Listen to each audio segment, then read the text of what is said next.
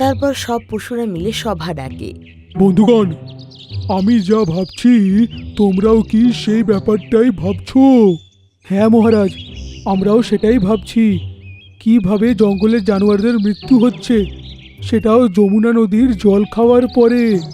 হ্যাঁ মহারাজ, তাই জন্যে দুষ্টু বাঁদরের বাচ্চা আর শক্তিশালী হাতি দুজনেই ওই জল খাওয়ার পরেই মরে গেছে গো।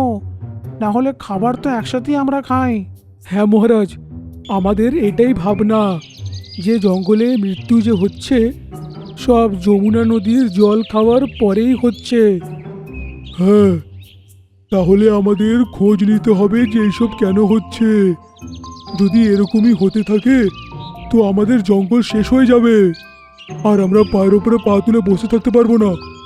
এরকমই যদি হয় তাহলে আজকে এ মরছে, তাহলে কালকে অন্য কেউ মরবে।